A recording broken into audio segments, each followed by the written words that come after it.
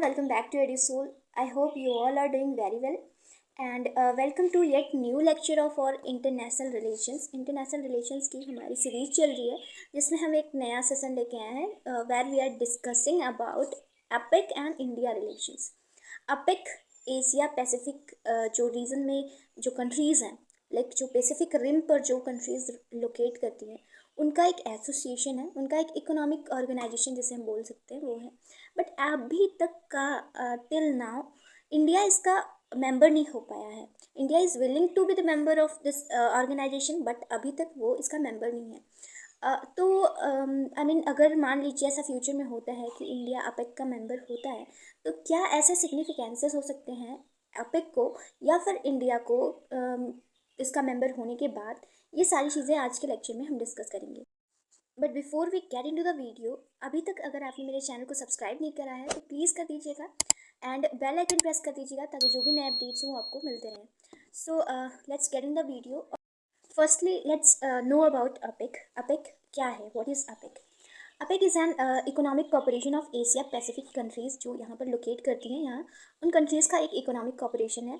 It was first propose by B.O.B. Hake, Australian prime minister थे, Australia के prime minister थे ये B.O.B. Hake. And इनको ये आइडिया आया कि वर्ल्ड के जितने भी कुछ कंट्रीज़ हैं लाइक जो नॉर्थ अटलांटिक कंट्रीज़ हैं उनका एक ग्रुप बन चुका है नाटो टाइप का, या फिर EU जो यूरोपियन कंट्रीज़ हैं उनका बन चुका है एक यूरोपियन कॉपरेशन इकोनॉमिक कॉपरेशन सभी कंट्रीज़ बना रहे हैं, जो भी जिस भी रीजन में है वो सारे बना रहे हैं।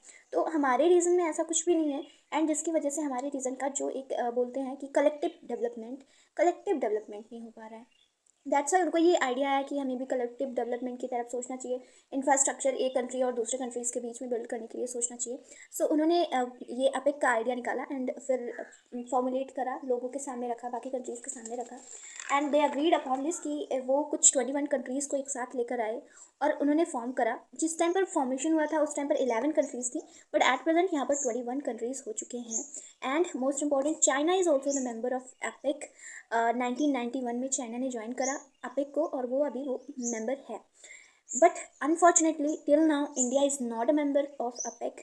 और ये कुछ कंट्रीज़ हैं जिन्होंने 1998 में ज्वाइन करा अपेक को। रिसेंटली आई मीन सबसे रिसेंट जो ज्वाइन किया इन्होंने ही ज्वाइन किया, इसके बाद से कोई भी नए कंट्री की एंट्री नहीं हुई है अपेक में।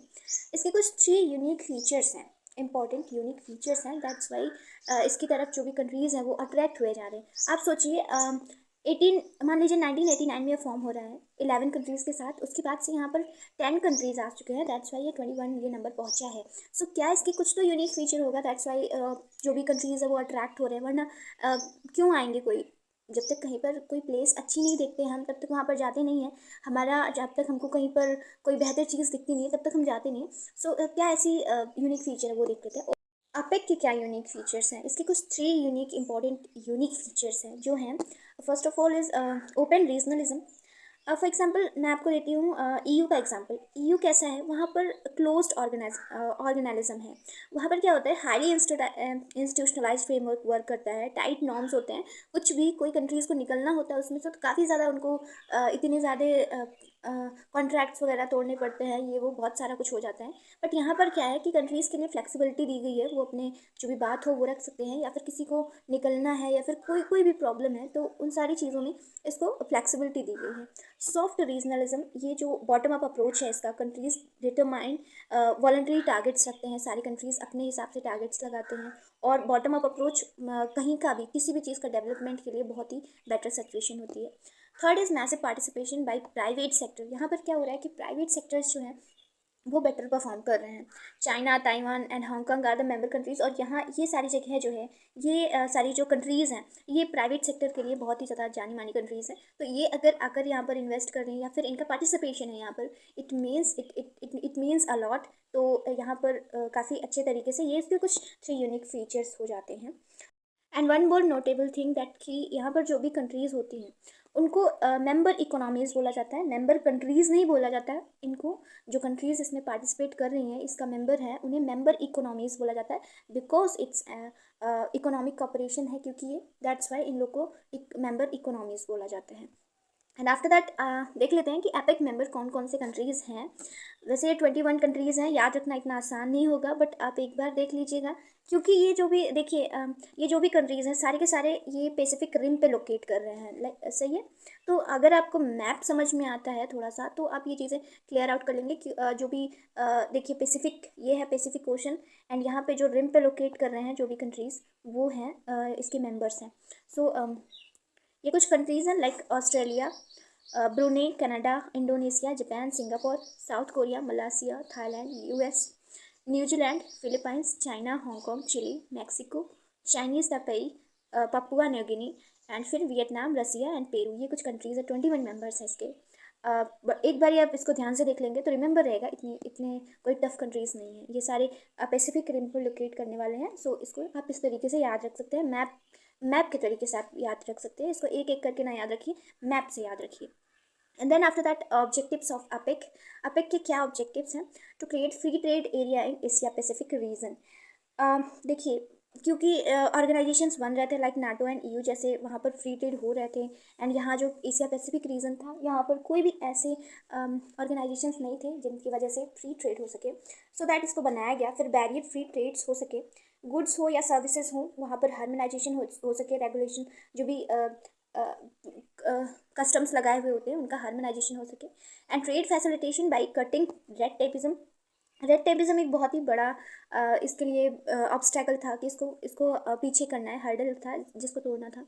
एंड डेवलप कॉमन कॉस्ट, यहाँ जो भी चीज़ें हैं कॉमन स्टैंडर्ड उनका होना चाहिए एक, सॉरी यहाँ पर कॉमन कॉस्ट डेवलप करना नहीं होगा, कॉमन स्टैंडर्ड डेवलप करने के लिए, ये सारी कंट्रीज़ के बीच में कॉमन स्टैंडर्ड डेवलप करने के लिए भी इसको बनाया गया है। रिड्यूस ट्रांजैक्शन कॉस्ट, क्योंकि देखिए अगर जो भी नेबरिंग कंट्रीज़ हैं उनके बीच में डिस्टेंस बहुत ही कम होता है, बट जो ट्रांजैक्शन कॉस्ट होता है वो बढ़ जाता है। सो उसको हटाने के लिए ये ऑर्गेनाइजेशंस बनाए जाते हैं ताकि फ्री ट्रेड हो सके एक दूसरे कंट्रीज़ के बीच में।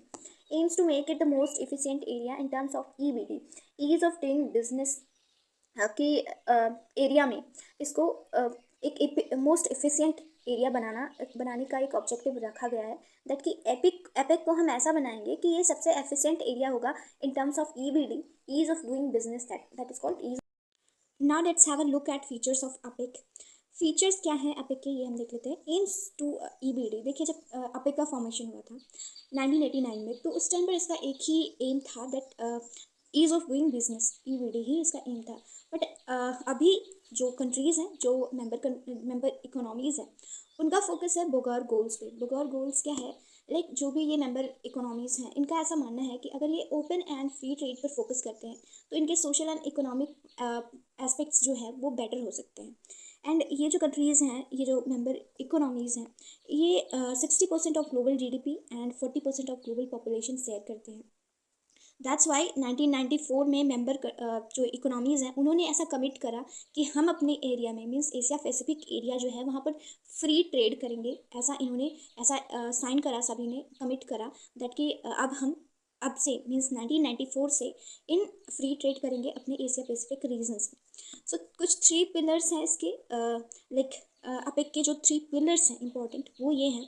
ट्रेड एंड इन्वेस्टमेंट पे ये फोकस करते हैं, फिर बिजनेस फैसिलिटेशन, एक दूसरे के बीच में बिजनेस फैसिलिटेशन करते हैं, सो दैट कि इनका जो भी बिजनेस है, इनकी जो भी इकॉनमी है वो बेटर हो सके, और जो अंडर डेवलप्ड कंट्रीज़ हैं उनका बेटरमेंट हो सके। बिकॉज देखिए जो भी डेवलप्ड कंट्रीज़ हैं उनका टारगेट कंप्लीट हो चुका है बाय द 2010। अभी डेवलपिंग कंट्रीज़ का 20 तक कंप्लीट होना था, बट कोई बेटर तरीका नहीं मिल पाया है उनको, अभी वो उनका ये जो कंप्लीट करना था, उनका रीच जो था वो वहाँ तक पहुँच नहीं पाए हैं। और इनका ये भी है कि अगर मान लीजिए कभी भी ऐसा होता है कि WTO कोलैप्स हो जाता है, तो इनकी ये जो अपिक है ये चलती रहेगी और इसकी वजह से इनका फ़ायदा होता रहेगा। देन आफ्टर दैट आता है इकोनॉमिक एंड टेक्निकल कॉपरेशंस, इनके बीच में इकोनॉमिक एंड टेक्निकल कॉपरेशंस भी होते रहते हैं, ये भी बहुत बड़ा पिलर है अपिक का। आफ्टर दैट फ्यूचर पर्सपेक्ट्स हैं कुछ अपिक के, वो हम देख लेते हैं। It depends on US China relations, क्योंकि देखिए जहाँ पर US और चाइना दोनों एक साथ आ रहे हैं वहाँ पर एक कंट्रोवर्शियल जगह वो बन ही जाती है। सो यहाँ US चाइना रिलेशंस अगर ख़राब होते हैं तो ये एरिया में या फिर ये जो कॉपरेशन है इसमें भी प्रॉब्लम्स आने के चांसेस हैं। होप इज़ ऑन G20 कम्युनिक जो भी G20 कंट्रीज़ हैं उस पर होप इनका काफ़ी ज़्यादा टिका हुआ है, क्योंकि लगभग कंट्रीज सेम हैं और इनके दोनों के पर्सपेक्ट्स भी सेम हैं। दैट्स वाई इनका जो होप है वो G20 पर निर्भर करते हैं। India's membership in APEC can work as balance to China. Of course like SAARC में अगर हम ये बोल सकते हैं कि चाइना का आना इम्पॉर्टेंट है, आई मीन चाइना का आना इंडिया को बैलेंस कर सकता है, तो यहाँ अपेक में भी इंडिया का जाना चाइना को बैलेंस कर सकता है, because they both are emerging economies and neighbours दोनों हैं। सो ये इंपॉर्टेंस रखते हैं एक दूसरे के लिए, India and China. Countries think that India is not enough liberalised. Countries को लगता है, जो भी यहाँ की कंट्रीज़ हैं, वो अब उनको ऐसा लगता है कि अभी ये लिबरलाइज नहीं हुआ है एंड इसके यहाँ जो लेबर लॉज हैं वो बेटर करने की ज़रूरत है। लाइक यहाँ का जो एग्रीकल्चर है वो भी, उसको भी और ज़्यादा लिबरलाइज करने की ज़रूरत है। ऐसा यहाँ की कंट्रीज़ का जो भी ये 21 कंट्रीज़ हैं, इनका ऐसा मानना है कि अभी थोड़ा और बेटरमेंट करना चाहिए इंडिया को, आफ्टर दैट हम उसको अपने यहाँ लेंगे। यहाँ पर लिबरलाइजेशन की बहुत कमी है, ऐसा कंट्रीज सोचते हैं। India should remove EBD rank, improve EBD ranking. India का जो ईबीडी रैंकिंग है उसे सुधारना चाहिए। इंफ्रास्ट्रक्चर एंड स्किल डेवलपमेंट, ये सारी चीज़ें इंडिया को अपनी बेटर करनी होंगी। उसके बाद ये कंट्रीज सोचेंगे कि इंडिया को अपने साथ लें या ना लें। फ्यूचर पर्सपेक्ट है ऐसा कि शायद इंडिया ज्वाइन कर सकता है and India is willing to join this, but देखते हैं कब तक ये ज्वाइन कर पाते हैं। After that why APEC should include India, ये इंपॉर्टेंट हो जाता है बिकॉज इससे क्वेश्चंस आ सकते हैं। If India is willing to do this, then इस पर क्वेश्चंस बनना इंपॉर्टेंट हो जाते हैं। India is fastest growing economy, of course India fastest grow कर रहा है एंड इमर्जिंग इकोनॉमी है, बहुत ही तेज़ी से इमर्ज कर रहा है। India is emerging as a knowledge based economy, यहाँ पर नॉलेज बेस्ड इकोनॉमी चल रही है। लाइक अदर कंट्रीज़ की तरह नहीं है दैट कि कुछ भी कहीं पर भी तीर मारे जा रहे हैं, वैसा नहीं है। यहाँ पर नॉलेज बेस्ड चीज़ें चलती है।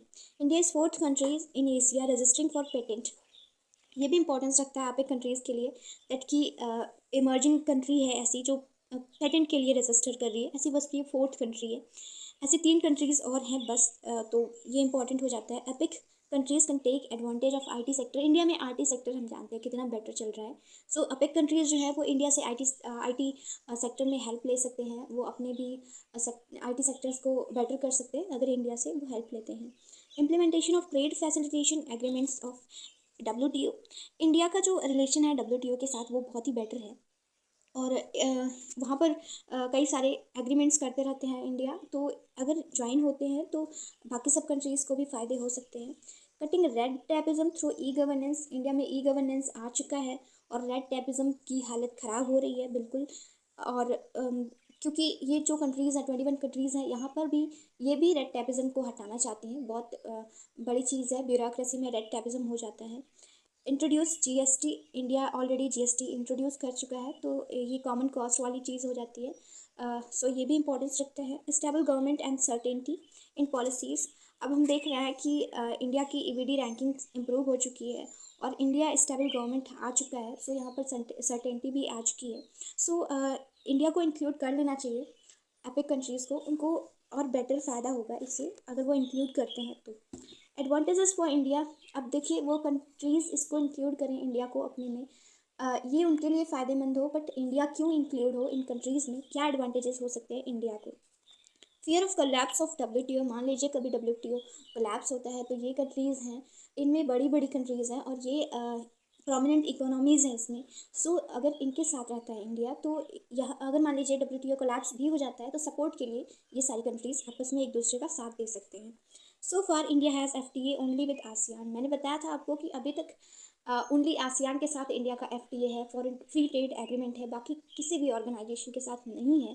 सो ये इंपॉर्टेंट होता है कि फ्री ट्रेड एग्रीमेंट्स रखे कोई कंट्री, बिकॉज थोड़ी सी जगहों पर ही अगर मान लीजिए डिस्टेंसेस कम है बट कॉस्ट ज़्यादा हो जाती है चीज़ों की। सो अगर FTA साइन करता है एपिक के साथ इंडिया, तो यहाँ पर चीज़ें महंगाई कम होने की बेटर चांसेस होते हैं। Epic model soft reasonable means low risk of venture, हमने देखा कि एपिक का जो मॉडल है वो सॉफ्ट रीजनलिज्म है, वहाँ पर EU की तरीके से नहीं है कि स्ट्रिक्ट सारी चीज़ें फॉलो करनी पड़ेंगी। सो वेंचर का भी रिस्क कम होगा अगर सॉफ्ट रीजनलिज्म होगा। Joining epic is a part of India's grand initiative of act east policy, the most important thing, क्योंकि आज हमारे PM भी ऐसा बोलते हैं कि एक्ट ईस्ट पॉलिसी पर वो वर्क करते हैं। ईस्ट की तरफ वो काफ़ी ज़्यादा फोकस करना चाहते हैं, क्योंकि जो इंडिया का जो ईस्टर्न पार्ट है वो बेटर तरीके से अभी डेवलप नहीं हो पाया है, जैसा कि बाकी नॉर्थ या फिर साउथ पार्ट्स डेवलप हो चुके हैं। तो ये ईस्ट पार्ट को डेवलप करना है, तो ईस्टर्न जो भी कंट्रीज़ हैं उनके साथ कोलैबोरेशन अच्छे रखेगा अगर इंडिया, तो इनके डेवलपमेंट में एक बेटर इनके डेवलपमेंट का एक बेटर चांस होगा। India can be significant region in the player of course. India एक सिग्निफिकेंट प्लेयर हो सकता है, बिकॉज यहाँ पर जो भी रैंकिंग्स सुधर रही हैं इंडिया की, और इकोनॉमी इमर्जिंग इकोनॉमी है, न्यूक्लियर लेवल पर भी इंडिया बहुत आगे जा रहा है सारी चीज़ों में।